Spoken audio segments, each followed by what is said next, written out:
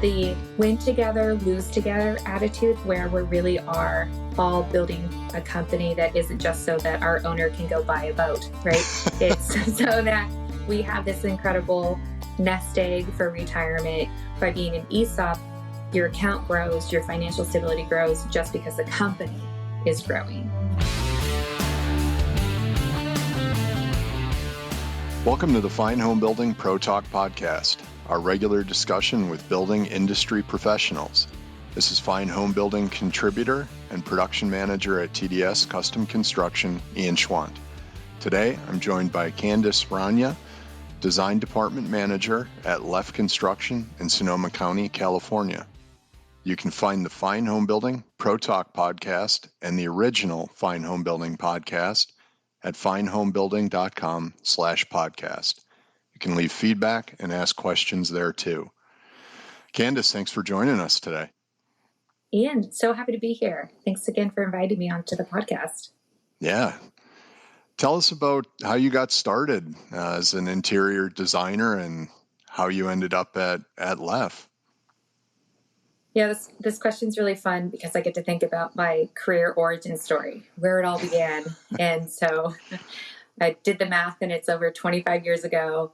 I really started with an intro to drafting class at my local college, and I fell in love with the idea of creating architectural plans and drafting. I had an incredible professor who was a retired architect. And through his mentorship, he aligned me to have architectural internships. So I completely shifted my career perspective. I thought I could be a dentist at the time, but but then I discovered this incredible industry, and really just got to be incredibly fortunate while still in school to get involved in the industry in a day-to-day operation of what it means to be part of, an architecture firm. So it really helped me with a strong foundation of what it takes to build, plan, building code requirements, how to coordinate with engineers, how to successfully obtain a building permit, that level of experience, which was really fantastic. And I thought I'd do that for the rest of my life, which was great. And then I shifted into interior design, fortunately, and kind of just luckily through a family business. My mom's an incredibly talented interior designer, and her firm was thriving at the time, and asked me to come on over and help her. And I was excited for that opportunity. And so I remember the architect I was working for at the time, though, was really disappointed in me. He gave me a really hard time about it and really let me know it was a step backwards. And, he thought I was just kind of wasting some time. And I was like, I took it on as a challenge. Like, no, this is going to be great. And I can always come back to this if I don't like it. But it was an exciting opportunity. And what I learned through her firm was we weren't having all the correct conversations. We weren't asking all of the questions that need to be asked as an architect. So we got a lot more heavy-handed into the details of how does a family want to function in this space? How do we really need to set this structure up to be successful through lighting design and furniture planning and sourcing high-end custom pieces and finishes? At that point, we thought staying maybe 2 weeks ahead of the contractor was really setting them up to succeed. And that was our goal. And it was also the first time that I actually got to stay involved during the build in a lot more heavy-handed partnership with the contractor. It was the first time I learned that it's really your job as the designer to set the contractor up to be successful and not cause delays in the schedule and cost overruns, those sorts of things. So that was, definitely not a step backwards in my perspective. It was just a whole new level that I found really important.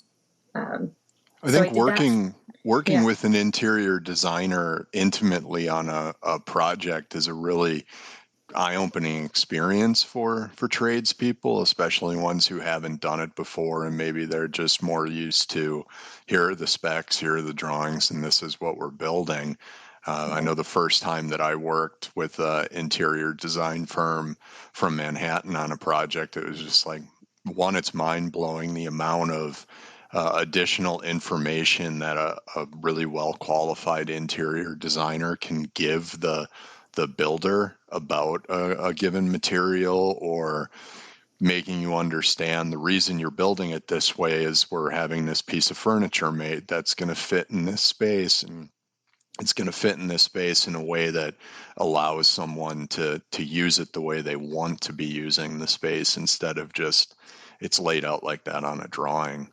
So I think it's interesting that you were able to tie those two experiences together. Yeah, and you're incredibly right. I was shocked at how much data I thought was complete was still missing when you're developing, and the amount of product education and client guidance and just industry knowledge you have to have and be able to communicate in a working drawing to support the builder's success is it's an incredibly important industry. These are truly talented working professionals. Yeah, and most of us want to know why we're doing something. Like I've had a lot of apprentices over the years that they can read it and they see it on the drawings, but they're like, why are we doing this? Why is it getting built this way? And oftentimes, if there isn't an architectural presence or an interior design presence, you're just like, I don't know, that's what it says on the drawing. Just do it. So For sure. Yeah. And at the architecture firm, I mean, we would stay involved sometimes in the projects and the builds, but it was more about telling the builder what they're doing wrong, right? It wasn't a mutual, alignment of partnership experience. It was more like, well, I drew it this way, and so it must be done. And the builder's saying, yeah, but physics and gravity are a problem.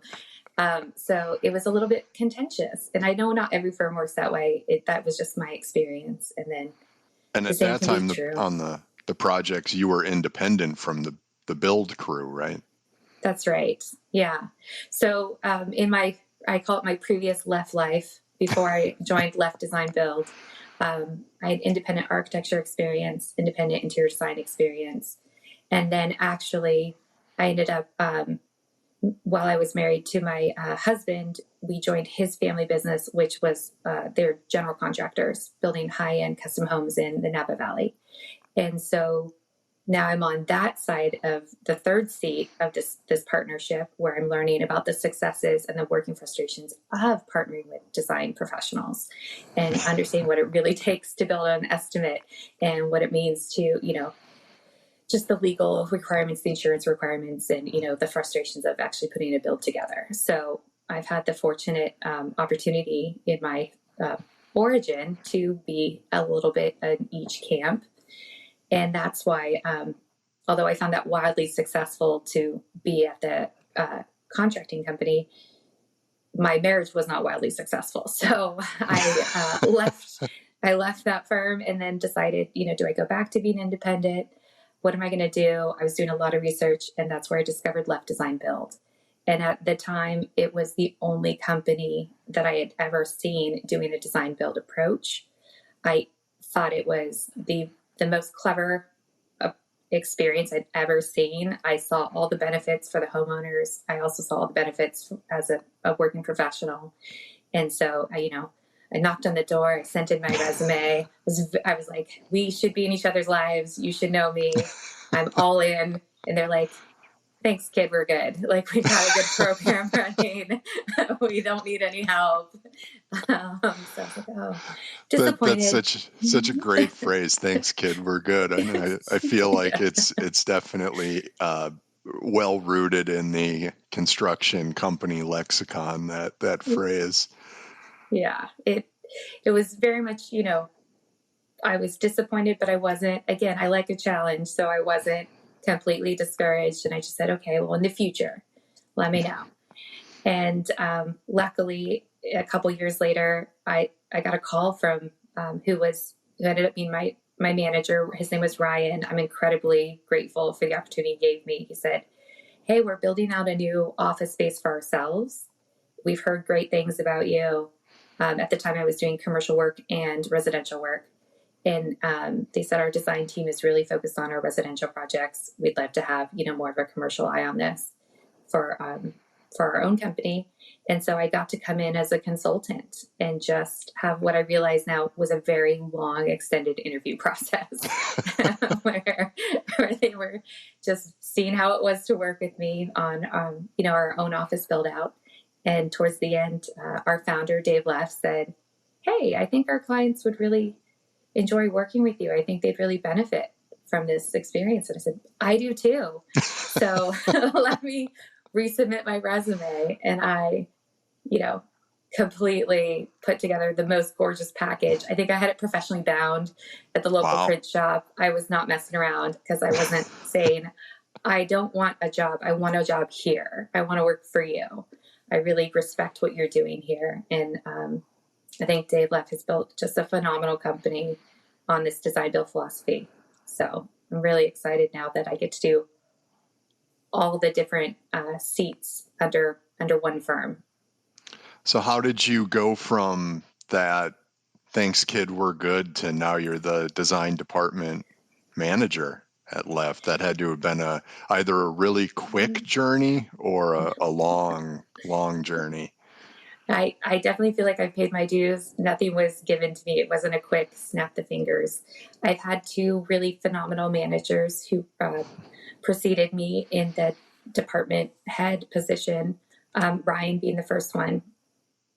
And then Jeff was his predecessor, and Jeff's incredibly talented, a lot of respect for him. I just got to the point where the timing worked out where Jeff wanted to retire. And he did a very smart strategy when he was the department head, where he had a lot going on. And so he would delegate tasks down to me. So the last, 2 years he was our department manager, we were building out the department budgets together. He was really tasking me and relying on me for a lot of things, involving me in these conversations. And what I realize now, grooming me to be successful as his successor. So I feel incredibly lucky to have had his mentorship as well. So how does that differ, being the department manager, from just being in the trenches, so to speak, drafting, coming up with cool building materials and working with clients? How different is it to have to now manage the creative people who do that work? Yeah, a lot different than I thought it was. There's been some eye-opening moments. It used to be that I would really be advocating for the success of my projects, and now I need to be aware and helping to train and support the success of all of the projects. So my focus got a lot wider. And then also, as department manager, you're responsible for the health and well-being of the company, not just your department. But it's about learning how to run a company and not just be a designer. Yeah, I think the biggest trick in moving from that execution of something role into managing the people who execute it is understanding that you're now responsible for, like you put it, their well-being or their best interests, so that they can continue to grow. Yeah, a lot of the personnel management I wasn't quite prepared for. I didn't know people had so many hurt feelings that needed conflict resolution. That was always surprising. It was like, oh, this is management. But Dave Leff was always really supportive of ongoing education. And so he aligned us with leadership coaches and gave us opportunities to go to seminars about leadership and development. So I learned about what it means to be a successful, being of service manager is, really my core value in my department role. And just knowing how to have a successful one-on-one and come from a place of coaching rather than, I think it's only so successful to have a hierarchical dictatorial management system. It really needs to be more about investing in your team and helping to build the right team. We have an incredible company culture that's all about, really collaborating and supporting each other. And so that was really easy to bring in to performance management. You have to have the hard conversations in design and construction at the right time. the same is true in management. You have to have alignment conversations early, often, make it normal, so that if something is going kind of sideways, there's a coaching opportunity to bring it back on track. So a lot of the same customer service strategies we use with our clients, I'm borrowing and using in my one-on-ones with my teammates for sure. Yeah. I think the transformational leadership mentality that you just described is really important, and is, I think, something that people in our age and experience group who have now had that like 20-year kind of doing the work career and have moved into these management roles is really going to be important for us to bring to the people who are now working under us, who were responsible for training. But can you talk more about some of the coaching conversations that you have to have as a manager, and how you structure them, if you have a cadence to how often you are trying to touch base with all of your reports? Yes, my goal is to have weekly half-hour one-on-ones. That is increasingly challenging as we're scaling and growing the team to just have enough time. But I do notice that when you constantly are canceling or not scheduling those, they tend to fracture the relationship that you have with your teammate and your colleague. So I really am trying to do my best to prioritize those, and make the time where everyone has a chance to be heard. We really cover three things. We actually have it set up as a one-on-one we use EOS traction tools as our management platform system. So I have one-on-one meetings set up. We have a software that supports it, the traction tool software that I think is now rebranded as Bloom Growth.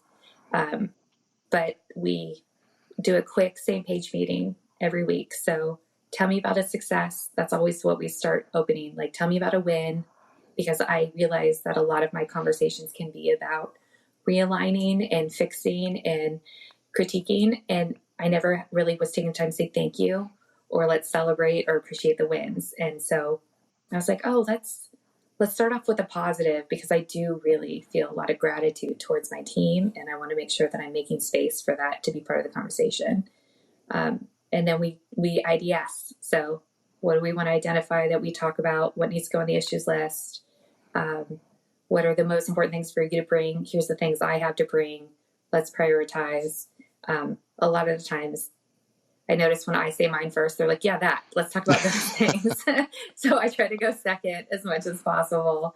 So it's not always me directing the topics.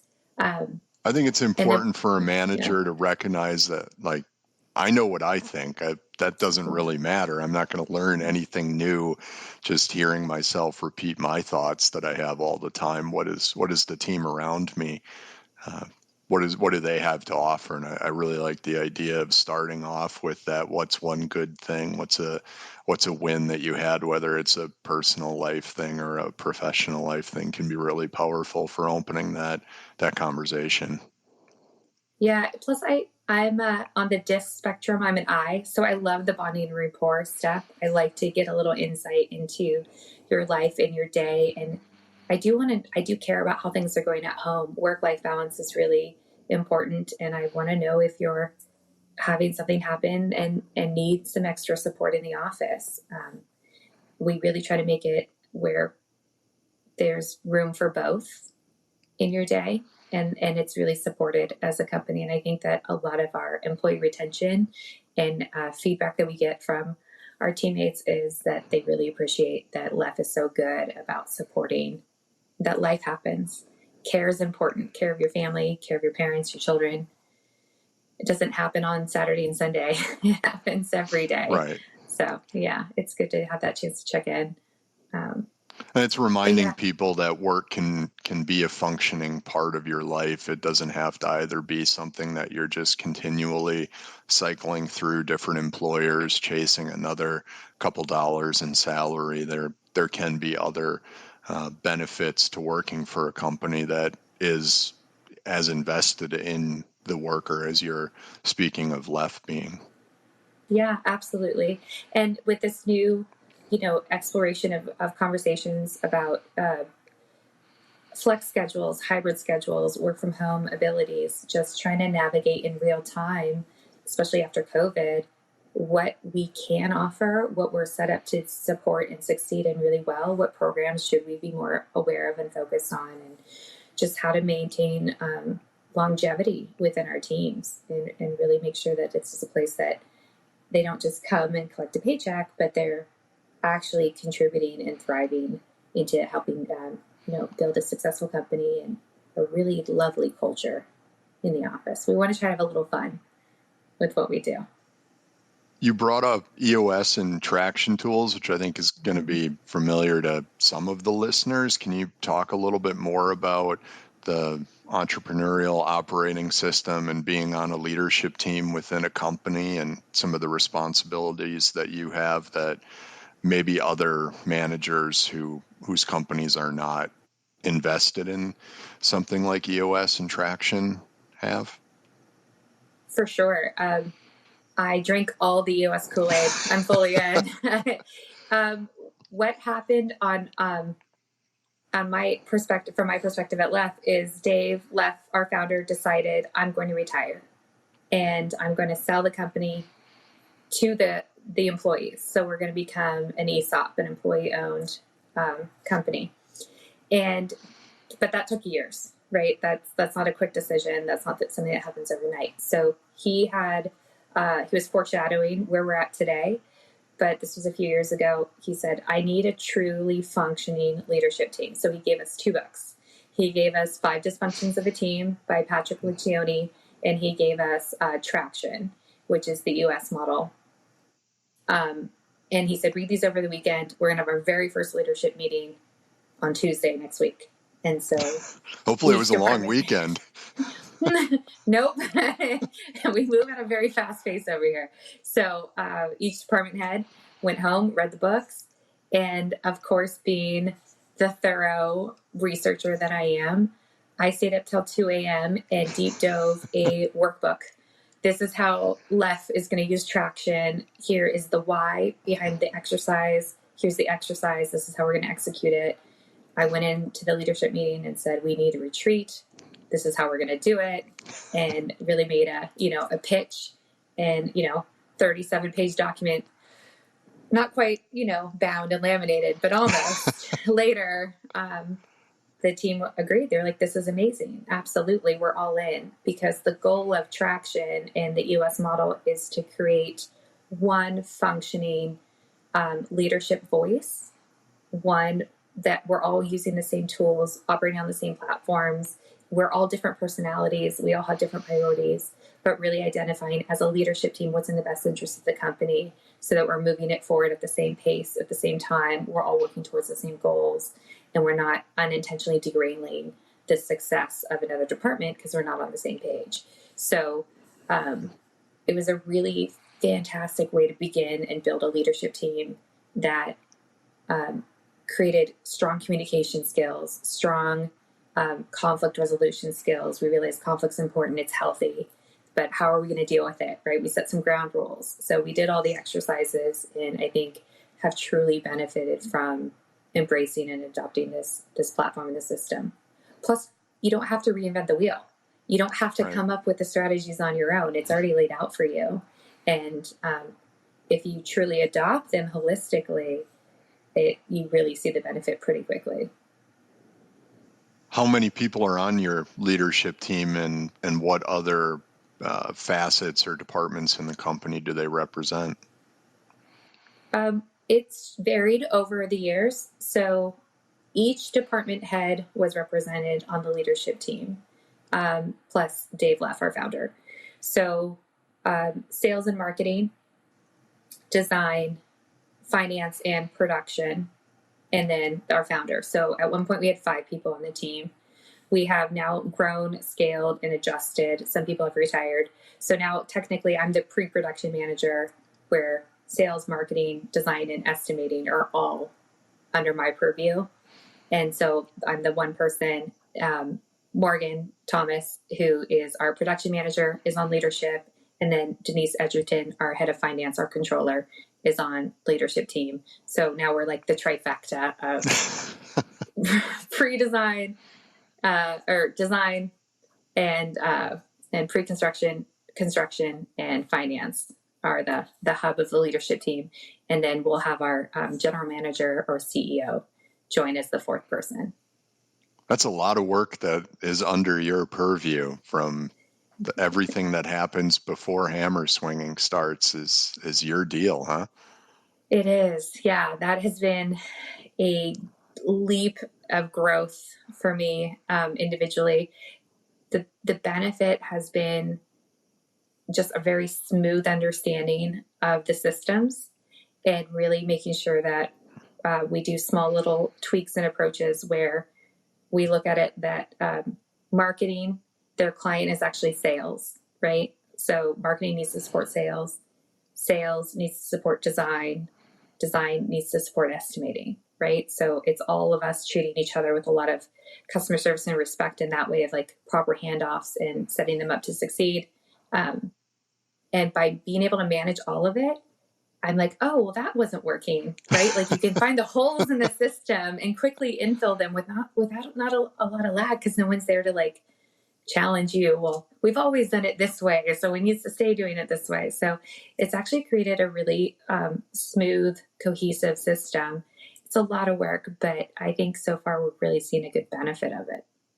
Could you have done that without the background that you had before you came to Leff, with the varied architect, interior design, and general contractor experience? Because that's a really wide range of different people to manage and different skill sets and different deliverables.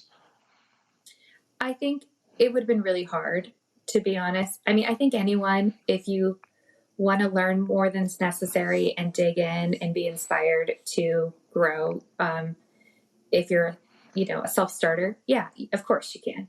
But I do think I'm exceptionally set up to succeed in this factor where when I owned my own firm, I was also doing sales and marketing. Like I understood what that needed to be and the importance of it.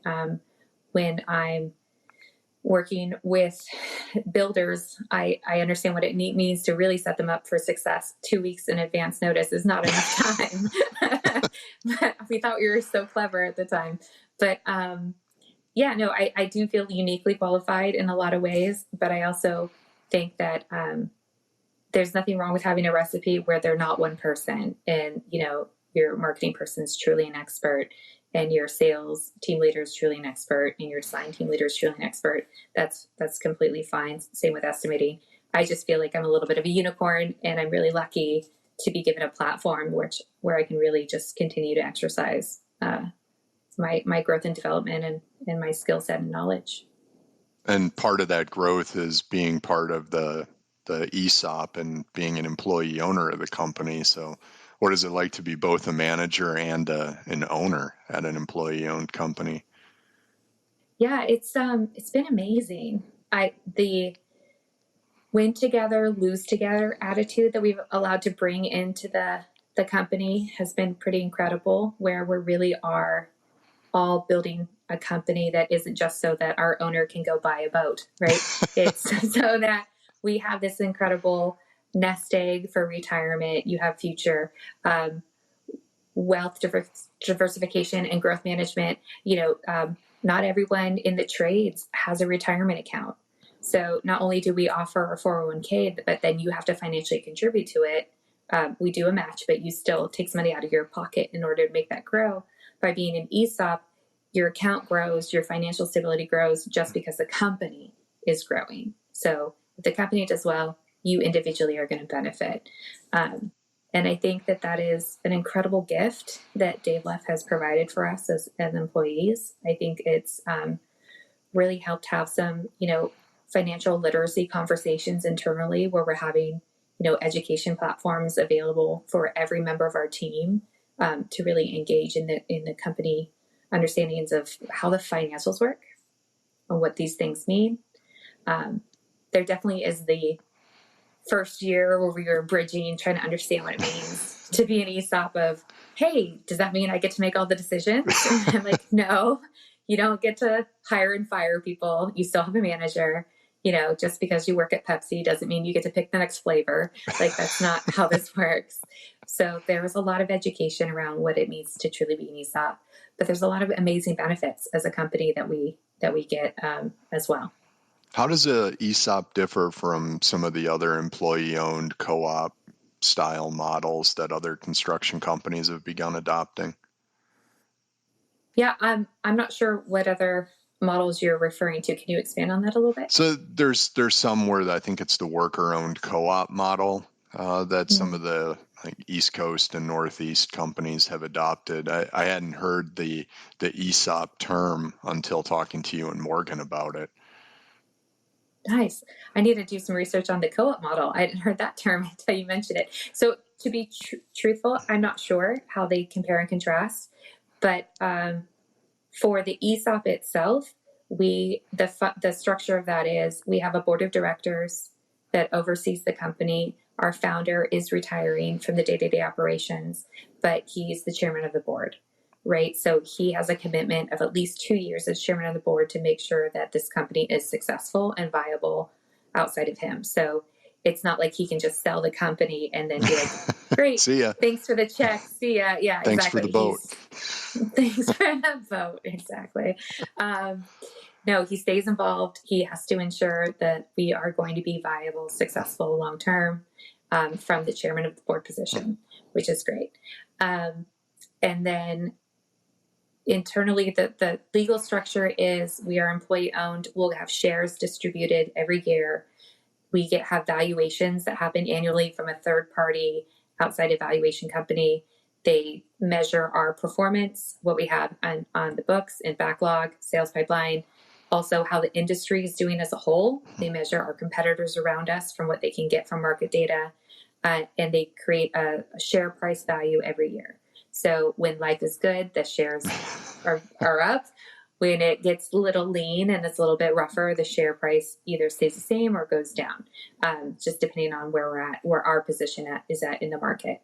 But it's really nice too because it's very rooted in a lot of research, a lot of vetting.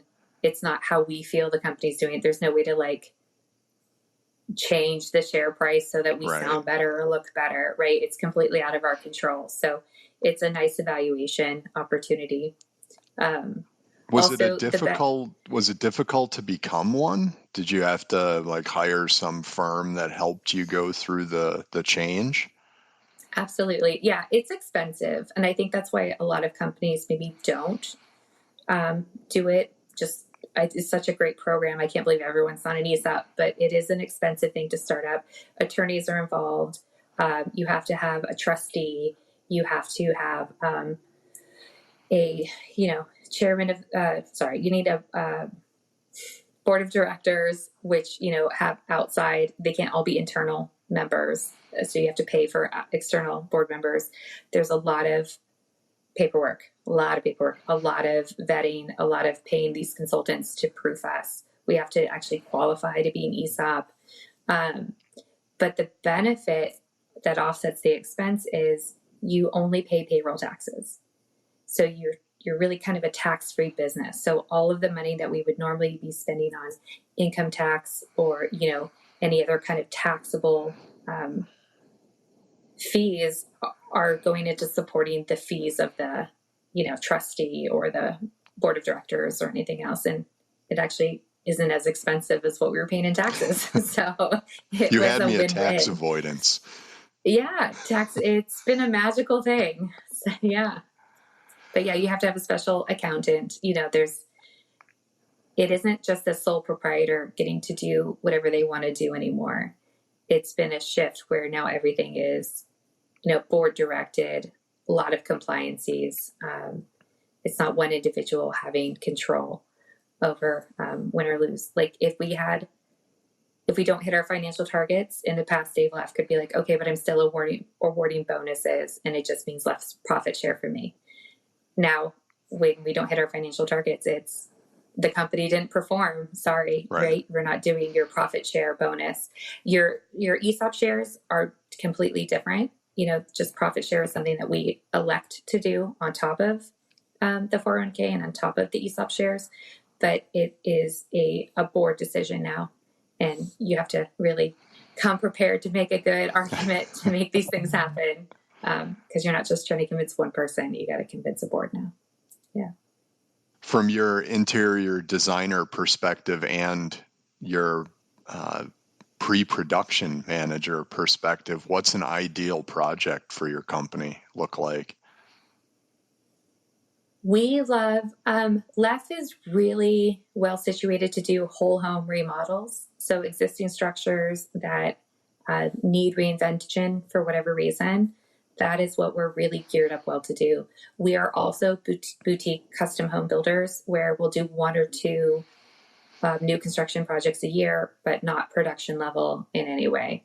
So our ideal project is, you know, we like to say no project's too small, but whole homes is really where we make sense with the value of the financial investment it takes to do design build. You get a lot of return on the investment when you're doing larger scale projects. We do, sometimes do kitchens and baths as well. I love doing those. They're super fun.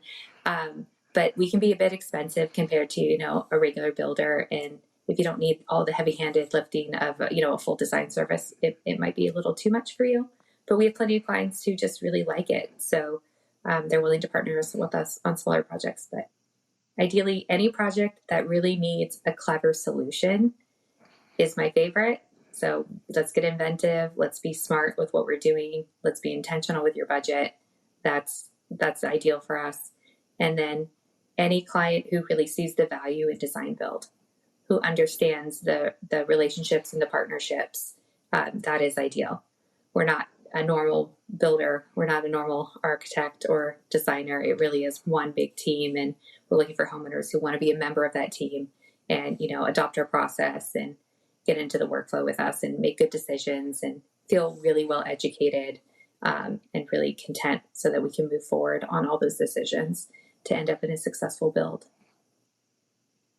So in your bio on the Leff About Us page, it mentions that you can be frequently found doing OCR on the weekends. Can you tell us what OCR is? Yes. So about 5 years ago, I'm now married again to a lovely man who introduced me to the world of obstacle course races. And it's the most popular ones you might have heard of are Tough Mudder or Spartan. We do a lot of Spartan races. We have season passes. It's a thing where you try to do as many as you can in 1 year. And it's this incredible opportunity where you're out in nature. If you like to trail run, if you like to hike, if you just like to be challenged to do something epic on the weekend, you're going to these places you wouldn't normally go to and meeting these really inspirational people, these other adults our age, younger or older. There's incredibly inspirational. You'll get like 80-year-old people running these insane races, and they're just keeping a positive attitude the whole time and making it fun. And it's really fun to see. And you realize that your body really will show up with you. You can do hard things. You can be running up, a mountain in the rain and you don't melt. and you can, be crawling through mud and you survive it. And the feeling of accomplishment when you're done is just really incredible. It's really hard to describe, but it's an incredible community. It's super positive. Everybody's out there just cheering each other on. And don't get me wrong, we're not trying to win. I'm not going to win Spartan. I'm not a professional. I'm just out there. Just if I finish, I win. I've never not finished. And that's the goal. And just, keep it positive, have a good time, and do something really kind of amazing. Have an epic experience. In a lot of ways, that sounds like very similar to running a construction company and putting together projects. It's not dissimilar in any way. And in fact, this last year, as part of our ESOP culture committee, we were like, hey, let's do something kind of amazing. Let's go run a Tough Mudder as a company. And so we got as many people as we could to sign up that were brave enough to try it, and they're hooked. And they're like, we're going to do this every year because it's just Tough Mudder, which is a bit different than Spartan, is all about team building. Like some of the obstacles you can't complete without help. They're just set up that way. And so the entire time you're communicating, you're challenging, you're encouraging, you're staying focused on how you're going to accomplish the task. And it was yeah, really great for our construction company to be able to do that in just a different medium, right? In an OCR. Candice, it's been great talking to you. Is there anything else that you want to tell or ask our audience before we go? Yeah, that's a great question. I was thinking about, like, I would love feedback on your podcast. I'd love to know, like, how more we can help support ongoing growth and development of your listeners, like what conversations they'd be more interested in having. I do get to touch such a different platform on so many things, and just from a design build perspective and a company supports perspective, if they have any like follow-up comments or questions, I'd be happy to like reach out and respond, online or something, just help people be successful in their careers and point in the right direction. So any feedback you have for us would be great. Love to hear it. That's great, Candice. Unfortunately, that's all the time we have for today. Thanks for joining us, and thanks to all of you for listening. Please remember to send us your comments, questions, and suggestions to fhbpodcast@taunton.com. And please like, comment, or review us wherever you're listening. It helps other people find our podcast. Stay safe, everybody, and thanks again for listening.